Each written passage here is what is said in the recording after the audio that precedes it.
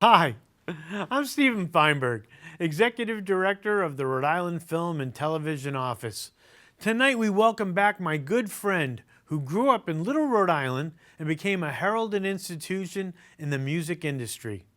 He's represented such icons as Sting, Sheryl Crow, and Miley Cyrus. He is currently the Senior Vice President of Promotions for the Disney Music Group. I am very honored to welcome back Scot Finck to Double Feature. Welcome back, my friend. Round two, brother. We were talking about, you mentioned Hillary Duff in the last episode. So when you had been working at A&M Records for quite a few years, and then an opportunity came your way.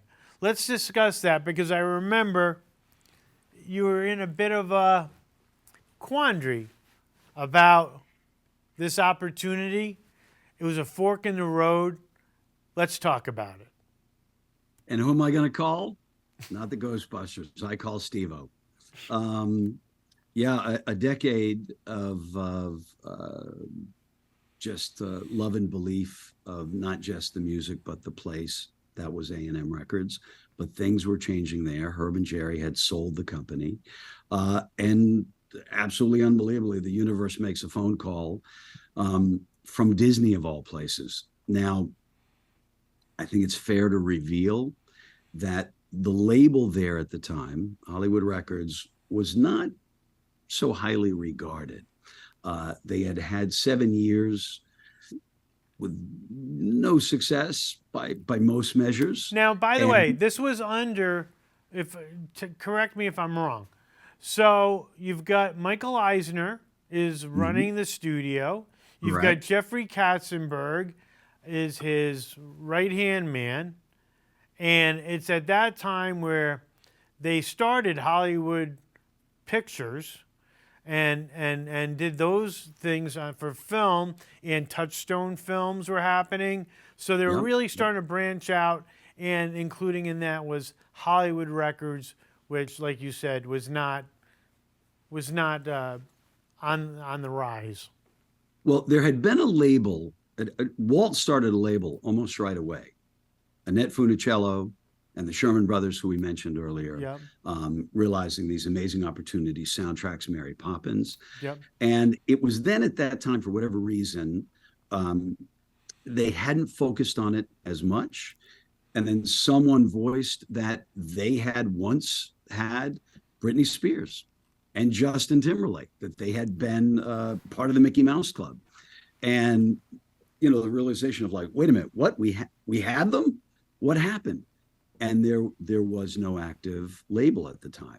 So they reactivated the label. Unfortunately, then, as I said, it was a bit dormant over that time. And as they brought in a new guard, because Michael was a huge music fan. Actually, I would take care of him and his sons at Sting shows. They came out to see shows. So Michael's huge music fan. And so basically, as they brought in a new guard, my name got brought up somehow, and I get a call from someone whom I had admired from afar named Bob Cavallo. Bob Cavallo was most notable for having managed Earth, Wind, and Fire, Lovin' Spoonful, Prince, and then had gone and made a bunch of films. Chuck Rovin and Bob Cavallo. Chuck Rovin and Bob Cavallo, right? You know them well. So made amazing films together. But at the core, Bob was a music person. And so, he was known as the Pope. So you get a call from the Pope, hey, you should come over. We should talk, which I did. And the Pope makes an offer you do not refuse. But really, at the time, I had just had my first son. And I played a single that A&M was planning to release and a song that I had heard because they had recorded at A&M Records, a band called Fastball and a song called The Way, that I knew Hollywood Records was getting ready to release. And I was in love with the track. And so I played these songs for my oldest son. And I said, hey, one is Where Dad Works, and one is The Dwarves. He's like, go to work for the Dwarves, Dad. And 26 years later, come this Saturday. Congratulations. So your new clients. So now you take the plunge. I remember that having Take that the conversation. You take the plunge. You're at the Disney lot on Buena Vista. From Charlie Chaplin to Walt Disney. Yeah. Charlie Chaplin to Walt Disney. It's a funny one. And I used to love visiting you on the Disney lot. We'd see the paint. Different Disney lot has not changed much at all. They've added on, but it still has that historic feel. Dopey Drive and all of these other things, and the ink and paint shop. And there were times, there was a day I remember you and I would. This was before they cataloged all of the props that they had, if you recall us going around. Prop shop. And then we were sitting on the throne of Captain Nemo's chair from 20,000 Leagues Under the Sea, one of the greatest moments of my life. Remember Robin Williams from Flubber? Yep. His lifelike. Yeah. So we'd take a picture with Robin. Right. Rest his soul. And so you now have to really rejettison this music company. Talk about it. We failed for 2 years. Bob and I were walking across the lot. Again, true story here. And I went, Bob, you ever talk to God? He goes, oh, all the time. What do you talk about? He looked at me matter-of-factly and then looked up and he said, if you are so inclined, now would be a great time. And I kid you not, within a week, I heard the name Hilary Duff for the first time. And so the brilliant difference in Hilary was again, who she was, an astounding talent, triple threat, film, TV, and absolutely could sing. And the notion that we had that was different is that instead of making the typical young appealing song, we went after a straight up broadly appealing pop song that became So Yesterday.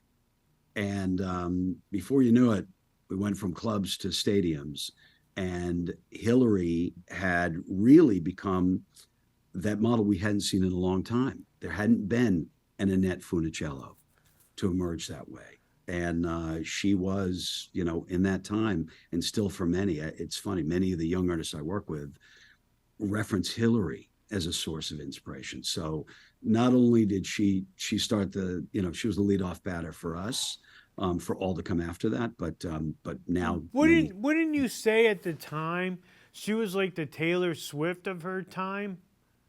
1,000%. It hadn't been seen in the business, right? And it was also a very male-dominated still business. Not that there weren't tremendous artists breaking through for both sides, but it was principally a male playlist that we had to battle our way through. And what I mentioned earlier, we got on a plane. We met with a number of programmers, right? This was a very different prospect for them. Never mind an artist coming from Disney, but a younger artist, 15, I think, when we started. And, the amazing thing is, out of that trip, 2 principal programmers emerged, one in Tampa, who said, listen, hey, if you wouldn't mind coming back, I want to put you on the air. And, again, it starts with, let me say this, the heaviest lifting in any career is that first spin, is that first ad when a station actually commits to adding it to their playlist, and or that first newspaper article and that first TV that they do. Getting that for an artist, is often the forgotten part of the process, but the artist is as much a part of it as we are. And to find that first belief, and boy, once we got on the air, we were off to a top 10 single. Are you also, while you're doing getting, and again, it's at that time it's radio, getting on that radio playlist, and are you also getting them on shows like Ryan Seacrest and trying to get them on? I don't know if it would have been like a Jimmy Kimmel or trying to get her to guest on that. Are you doing all that work? All of it. Well, we have a team. So part of it I am, or part of it. I'm a part of that process, but we definitely have leads for the TV side of things. Ryan, without question, has now become a tremendous friend and involved in all the work he does in children's hospitals still. Ryan, I have to tell you, was always one of the first people to believe, even when the stations around him did not. Ryan looked at me one day and he said, I know what you guys are doing. You make sure that I get the records. And honestly, he was the first person that I ever played Who Says from Selena Gomez, which became a big hit, and then Come and Get It. And all the artists to follow. We went to Ryan first. And honestly, he was a big part of the secret of the sauce. Is he the Dick Clark now of the music world? 1,000%, and is so true to it. And Ryan is able to speak to artists in ways that others can't, and just has that amazing rapport. Obviously now he's got the stature to go with, but at the end of the day, Ryan does his homework. Ryan not only looks in on the record, but looks in on the person. And it is my favorite place to go still, where we can not only talk about the song, but also, listen, every artist is a human, and every human has a narrative or two. And Ryan is that safe space where people can talk about not just, hey, I've got a new single coming out, but hey, I'm going through this. And I'm telling you, as an artist begins to reveal that part of themselves, that is when that deeper, more visceral connection begins with the audience, right? That's when it transcends just being a song. And now people are inviting that artist into their lives. Let me ask you this. There's a couple of questions I want to ask, actually. So for let's say, Selena Gomez, you're really kind of targeting a specific audience, aren't you? It's not, maybe that tent's gotten bigger. I don't know.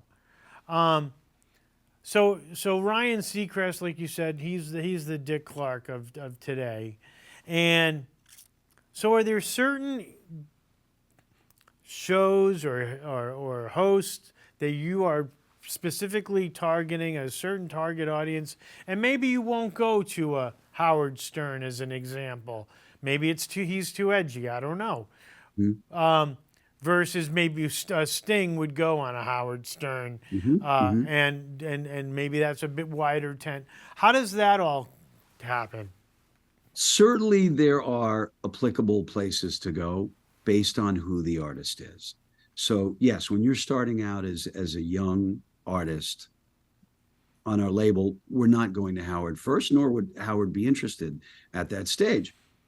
It was amazing to see not long ago Miley Cyrus on Howard Stern. Right. But when a 14-year-old Miley Cyrus is walking in, no. But our job, know then, is to find that 1, 2, or 3 who are going to believe from the outset. I always, and still do, make sure Ryan hears everything. Yeah. And it may or may not be right for him at the time. But as we begin to build, and that's what's amazing, you start from one spin somewhere. Could be Jackson, Mississippi, could be LA or New York. You never know where it's going to come from. But from that one spin, you obviously build into ultimately what you hope is a hit record that then is not only appealing to their core audience, but as I said, when we get to a song like Give Your Heart a Break or Who Says, that not only sings the artist's truth, but it's your mother's truth, or your truth, or your child's truth. Well, that's a hit record. And what is let me jump in. I've got to jump in. A song that you played for me, which I still think is one of the greatest songs ever written, was The Climb. The Miley Cyrus song, The Climb. That, when you played that for me, and again, today, I could play that today and say, not only is that a hit, it resonates. I don't care how old you are, who you are, what planet you're from. If that song doesn't hit you, there's a problem. Talk about The Climb. And I didn't reference it. Thank God you did. Talk about The Climb. Talk about that. Talk about the whole shebang about, from hearing it, tell me everything you know about that. And let's go through the process. Let's use that song as an example of everything you've done and what you do. It's possibly the best example because Miley hadn't broken all the way through. Miley was still a young artist. We were at that time 16 or 17. What was her show that she was on? Oh, Hannah Montana. Hannah Montana, right. Hannah Montana. So again, you have, and by the way, this is interesting from our standpoint, in that you do have these sizable artists, and as to your point, noted for something with a very specific audience. That by no means translates entitles them to a recording career. We've seen that over the years. You'd have whether it's the Don Johnson, right. Don Johnsons or all these different folks. Easy, steady. Actually, no. But a lot of artists who are actors or whatever want to get the music. They might have one song but okay. So now you got Hannah Montana. She's got some kind of almost like an intellectual property, right? She's almost like an intellectual property. But very much, cemented in this idea of who she is. That was part of our job. So we ended up releasing an album called Meet Miley Cyrus. We knew immediately we had to not create, but introduce the real human because her character was so iconic. This is Mary Tyler Moore. This is Annette Funicello. And so that was one of the first things we did. We had a modest first hit, but then the song The Climb comes in. And it's one of those things that when that song, a song like that walks in the door, we all know, thank God there isn't a guest there, but it's, we know, will the world know? And the truth of that is that initially the world didn't know.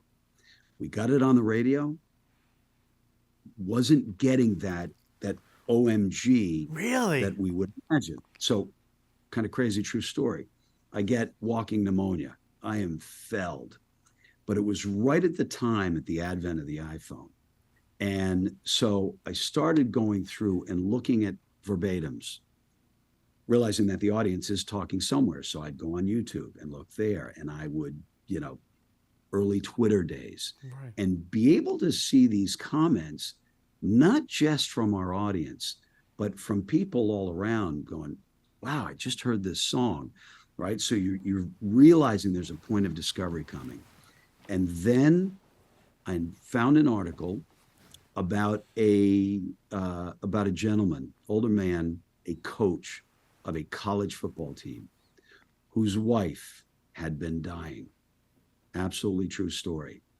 And the song had been his wife's support. Her anthem. Through her time. Ultimately, she succumbed. But it was the song that they listened to daily that gave her strength, hopefully gave her more time. The article suddenly takes this turn, and I'm like, where is this going?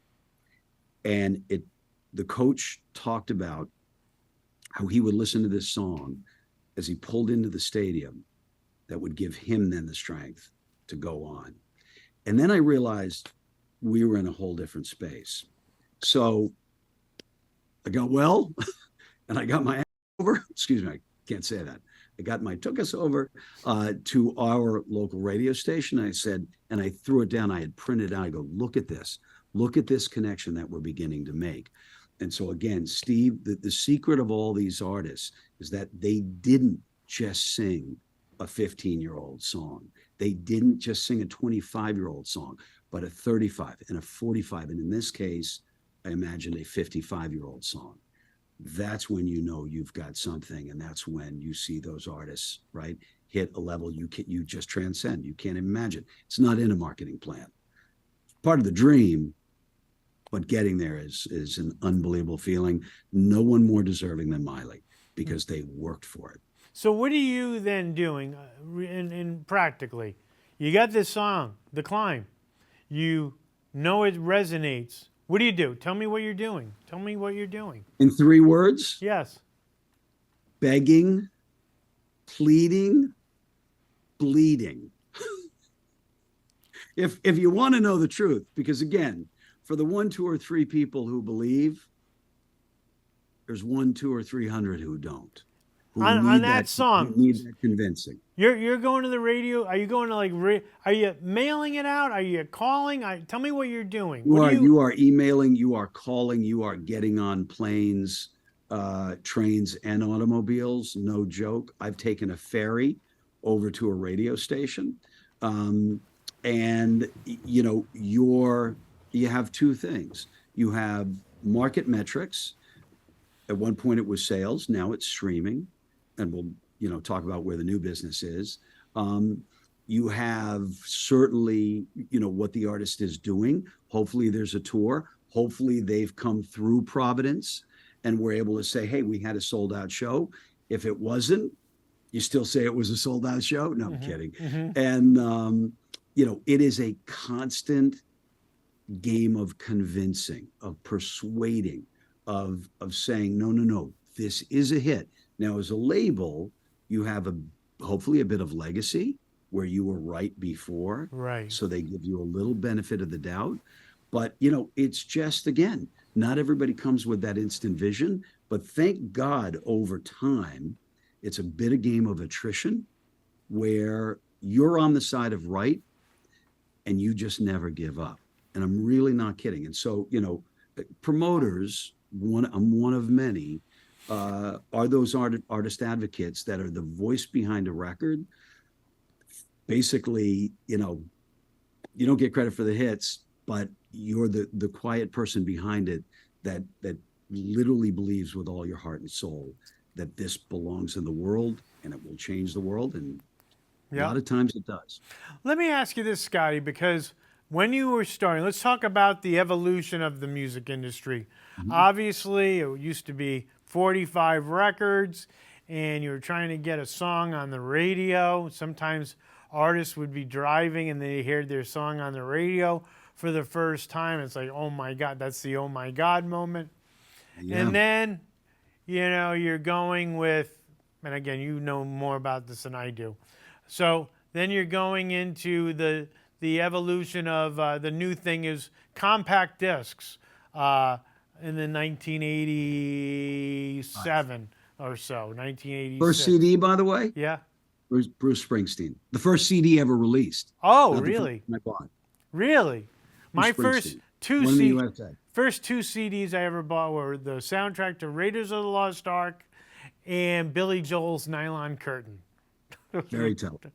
So when you're talking about artists having their own websites, so the streaming services, and maybe it's the playing field is much more level now, and maybe there's not the power of the record labels that once was, that kind of controlled whether it was Hollywood or A&M or Columbia, whatever. Universal. You tell me, how has that dynamic changed? And then later on, I want to ask you about mentors you might have had. But let's talk about the music industry and how you see it. So the change, because you nailed it. There was a great line of demarcation where we all woke up one day, and the great of this is that it wasn't just about getting to and through the conduits to the audience that we had traditionally known, whether it be TV or radio or newspaper. Now the artists could share their story as well. And that's a phenomenal thing because, again, I'm telling you, it's one thing to make a great song, a hit record, but it's also about your narrative. It's also about what in your life connects to my life and all those around me. And so that ability for the artist to have then their website where people could visit, right? We'd moved way beyond just putting a poster in an album and putting it on the wall and having them wonder and read a few liner notes and or see an article by chance. Now they're able to go right to the artist and tell that story. But here's what's amazing that we found over the years. One did not and has not replaced the other. And the reason why is this. It sounds amazing to be able to go to any of the streaming services and get, I don't know if you can see me, but and get this and get everything. It's amazing. Just try consuming it. And so what we found is that more than ever, we have to work even harder and absolutely engage all those other conduits, because you never know where the audience is anymore. It is all about cross-pollination, right? They may spend 5 minutes with radio and 5 minutes with TV and 5 minutes looking at a newspaper's website. Well, how about a podcast now? Now you've got and then podcasts. You've got podcasts, but then you've got gaming, and then you've got, and so, Bruce Springsteen was recently on Howard Stern, and Howard's like, what was it for you to like come up in the time you did? He goes, listen, 65 to 85 was an amazing time to do the job that I did. And, because again, you had conduits that everybody went to, one or two. Now Bruce is realizing, right, that he not only has to do all of that, but then he's got to do his own podcast and he's got to do his own website. Right. Artists of that day didn't have to do what the kids of today do. They start at the top of the morning. They are continuing right up until the time that they walk on that stage, do that show, rinse off, get some sleep, and wake up and do it the next day. Right. I can't say enough about it. If you hear a hit song, there is work behind it that you wouldn't imagine, just dreaming about, boy, it'd be great if I had one of those one day. As I said, Hillary Duff's mom looking at me going, I didn't realize how hard this was going to be. So it is now about all the things, which is where label still comes into play. The reason we're still here is all that stuff is hard enough. You need someone that is still persuading the people at Saturday Night Live to put their artist on. Right. Or Kimmel. You need someone still getting those artists, getting those articles written, because that's where the story is told. You need someone still getting those records played, because believe it or not, most people will still say they find a lot of their discovery on radio. There's still a mass consumption of radio, not as long listenership, but there's a mass consumption. They discover the song there, and then they go and program it in their Spotify playlist and begin to consume it there.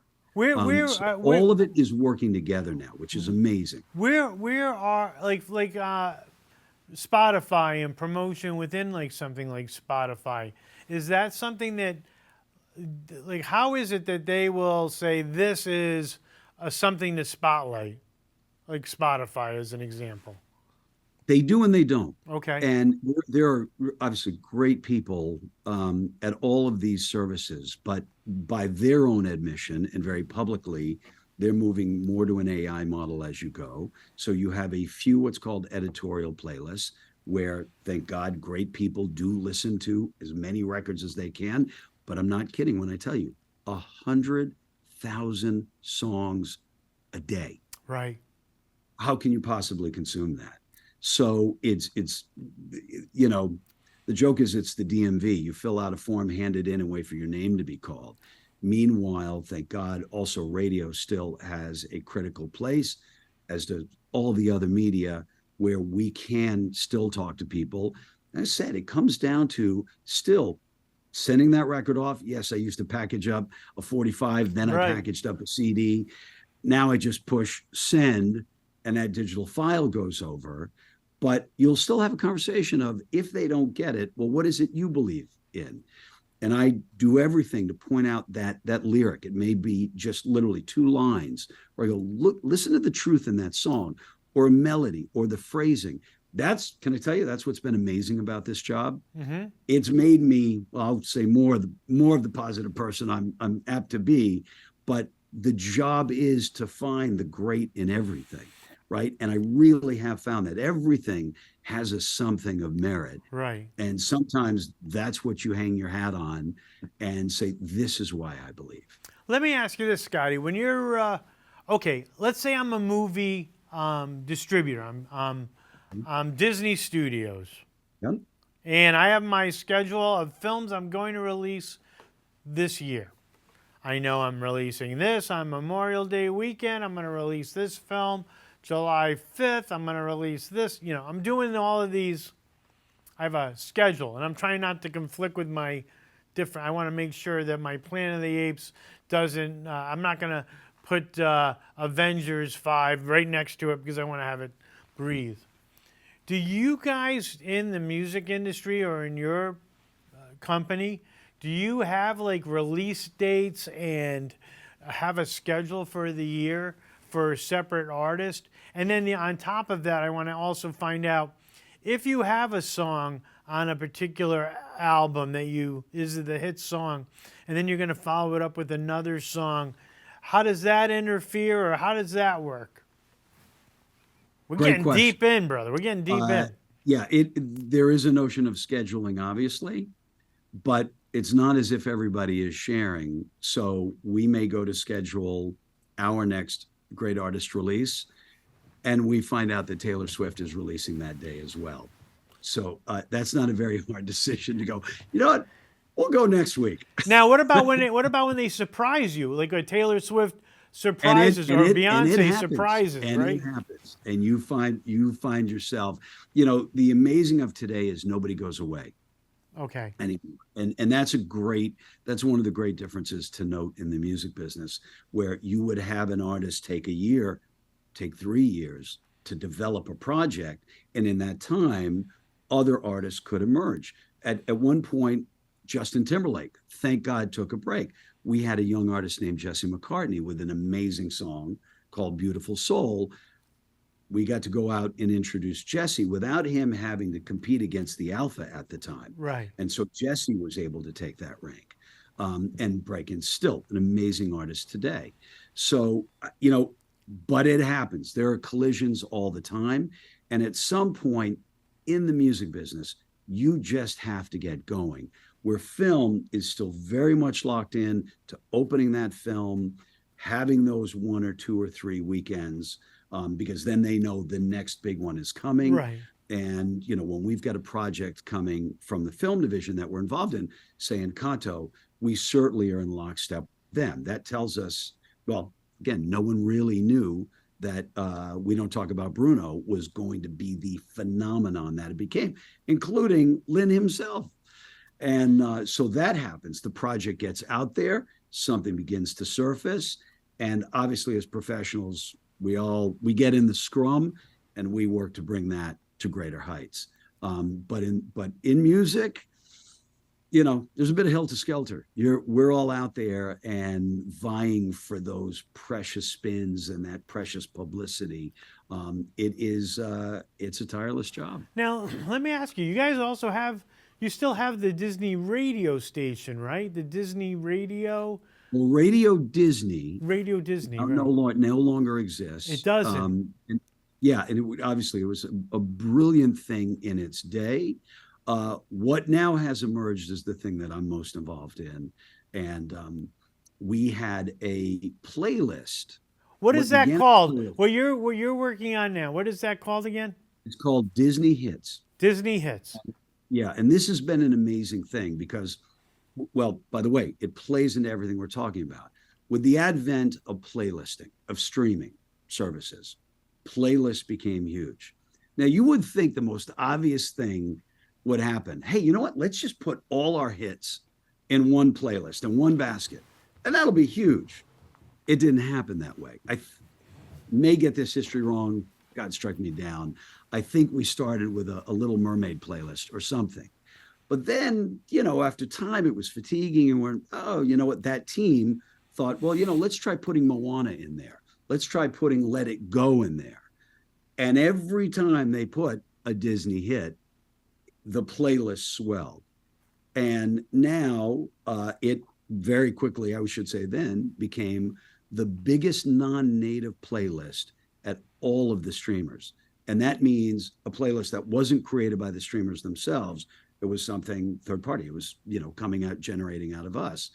And then we sat one day, and God bless my president, who ideates all day long, every day, and just said, you know what do you think about making a radio station out of this? Now, again, after 40 years of having promoted radio, having done some radio, that was something that hadn't been on the checklist. And I spent a couple of years pitching partners. Sirius XM was deeply interested. And now we have what's called Disney Hits, channel 133. Yeah. And again, 24/7 Disney Hits. And there's a lot of them. There's 100 years of them. And then we've got programming that invites Disney persona, but also celebrities at large. You'd be amazed who are fans of Disney. I'll give you a good one. We're soon to be talking to the Kelsey brothers' mom. Wow. Donna, right. Huge Disney fan. What about Disney film scores? Like one of my favorites is the 20,000 Leagues Under the Sea. Great score. Like, will you play those? Will there be like a Disney film scores? Occasionally we have the most notable pieces in, but we also have a podcast completely built towards featuring the scores that we release. Okay, great. So yeah, that is still a critical business for us, and amazing art. Listen, go back to Michael Giacchino's score for Up. Yeah, it is right. That's 20 minutes of me crying is all you have to imagine. Right. And what about also Tarzan? You worked big time with Phil Collins on talk about that. That was a thrill, though. By the way, the director is from Rhode Island, Pawtucket, Rhode Island. An amazing film that generated, by the way, one of the most special songs we've had in the last, God, it's been 30 years. You'll Be in My Heart. You'll Be in My Heart. Yeah. Which is the song that I lullabied my kids to sleep to. Yeah. Which is, by the way, written about his daughter that stars in Emily in Paris. Oh, wow. It was written about her. Yeah. It's funny, having recently spoken to Elton John for a special that I'm producing for our channel about the 30th anniversary of The Lion King, which is this June. It was released on June 24th. Elton noted that he was really the first pop star to do anything like this and open the door for his dear friend, Phil Collins. And since that time, obviously, we've had an amazing array of people, including Billy Joel. Why should I worry? Tom Jones. Why should I worry? A thing to do. Yep. Wow. By the way, most recently featuring Beyonce. Yep, exactly. Yep. So let's talk briefly about mentors. Who are some of your mentors over your years? Or do you have one? I look off because it's an emotional thing for me, and as it will be for you and many, when there's that point in your life where you mean nothing to no one except your mom, thank God, and family. But certainly as you step into the world, and there are those that see something in you, and I have this thing that they actually reach down to you and pull you up. There's a lot of people in the course of a career, especially, that are there to just reach across and say hi once you've gotten there.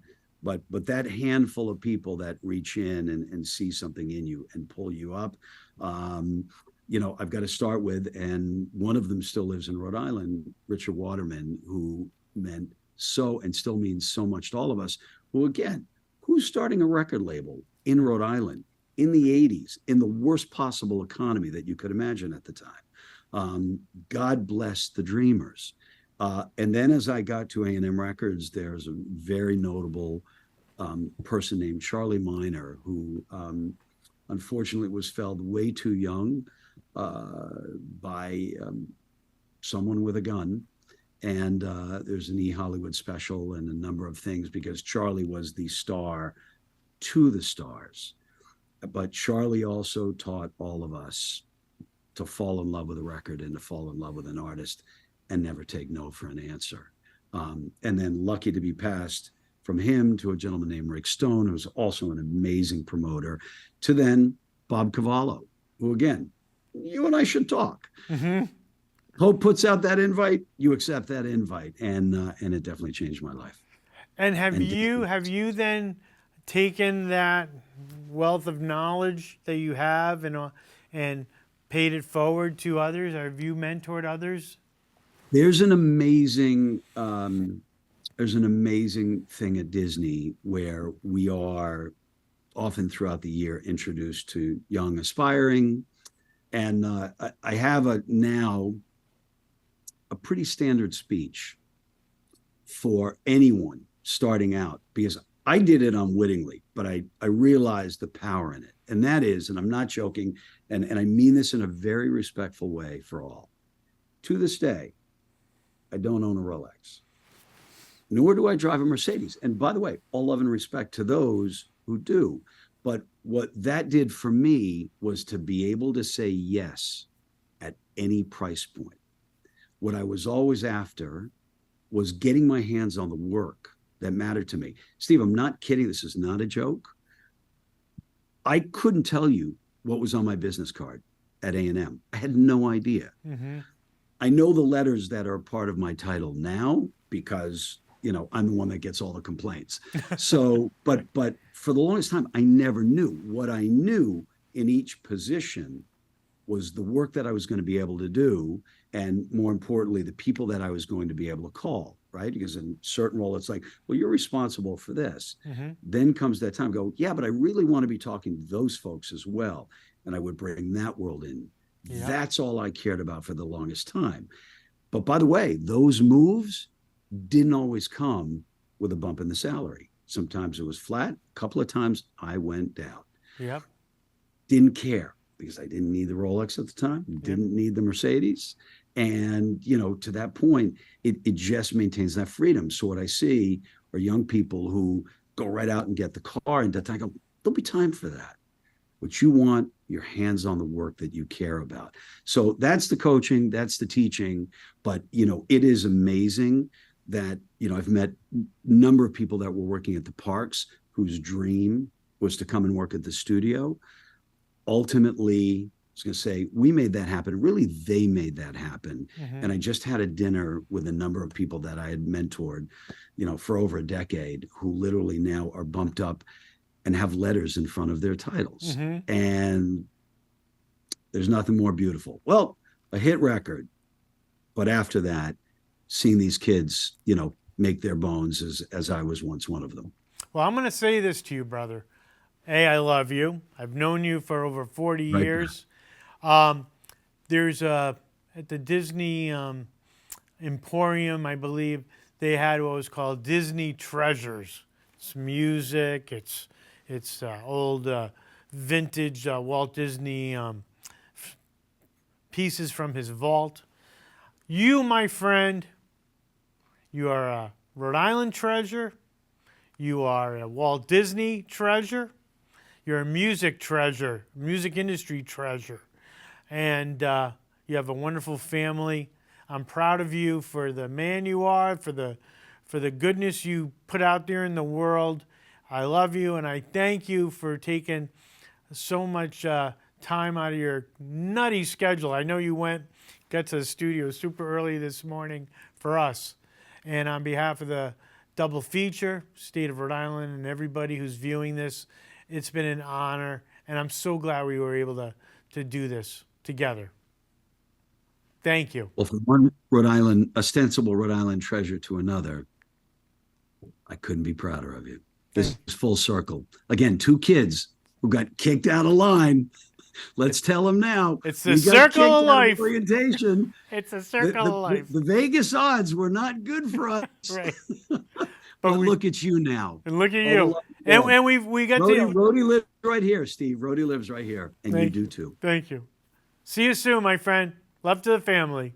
Thank you. Bye, brother. All love back.